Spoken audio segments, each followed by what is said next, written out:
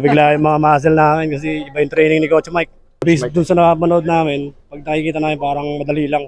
Kaya nagtuloy-tuloy naman, mawawala naman na buhay pag second day, third day. Kasi hindi ako masyado marunong mag-dribble talaga. Hindi tayo masyadong sa dribble. Pero mas helpful siya kasi pagka bihira sa big man yung marunong mag-dribble. Sa Pilipino naman.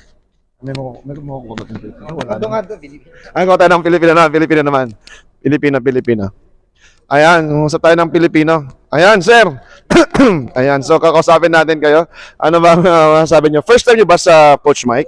Ano naman po ang masasabi nyo sa first day ng training nyo? Medyo nakakabigla po sir. Oh, nabigla po ba kayo? Nabigla yung mga muscle namin kasi iba yung training ni Coach Mike. Kasi talagang parang advanced, At saka, no? Ano ba masasabi nyo nga sa training niya na binigyan niya? First time din kasi namin na masali sa ganitong training.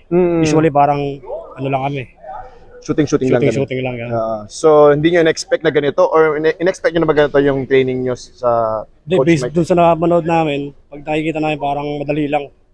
Pero pag nandito ka na pala, ano pala. Saka ano kasi, doon sa training kasi ni Coach, hindi kasi pare-pareho usually yung tinitrain niya season per season. So, merong mga bago, merong mga inuulit, merong mga na-upgrade yung gano'n. So, naglalaro ka ba ng basketball? May team ka ba? Meron din. Ayan. So, ano sa tingin mo? May tutuloy mo ba yung next? May tutuloy ko. Sayang naman, no? Sayang po yung Alright.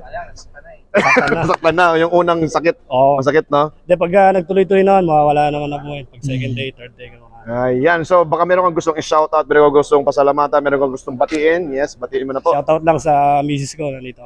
Tapos kay Coach Mike, thank you. Alright, congratulations ulit sa first day. Ayan, sino pa ang gusto mo? Go, sir. Ayan, so sir, anong masasabi mo sa iyong unang sakit, unang hapdi? Ayan, first time ba na mag-training? First time, sir. First time. Ayun, so ano naman ang experience mo so far? Sulit, sir. Sulit yung training. Kasi hindi ako masyado marunong mag-dribble talaga. So yun ang weakness mo in dribbling. Ano bang position mo sa basketball? Kadalasan, sir, nasa ilalim. Center or forward? Okay. So kaya hindi tayo masyadong sa dribble. Pero mas helpful siya kasi pagka bihira sa big man yung marunong mag-dribble. Yes, oo. Usually kung hindi ka talaga yung point guard or shooting guard, hindi ka talaga... Kaya medyo nahirapan ako. So pero before ba, nagkakaroon ka na ng mga trainings or wala? Wala. First time ko ito. First time talaga, oo. Ilang taon ka na ba naglalaro ng basketball? Matagal na pero yung may training talaga is yung high school pa. So ilang years. So matagal na, parang matagal na nga yan. Ayan, so ano saan ka pa naglalaro na team? Dito lang din, sir, sa Duke. Team ng sa Duke. Tama, Duke na, tama.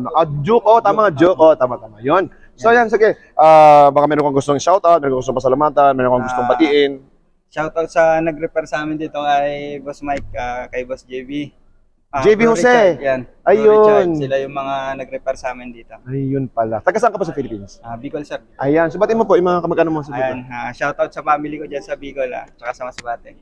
Masbateño at Bicolano. Ayan. Anong name po? Alican. Alican. Ayan po si Sir Alican. Ang first day po niya sa Coach Mike Movement Basketball Training. Thank you so much, Sir Alican. See you again sa next training.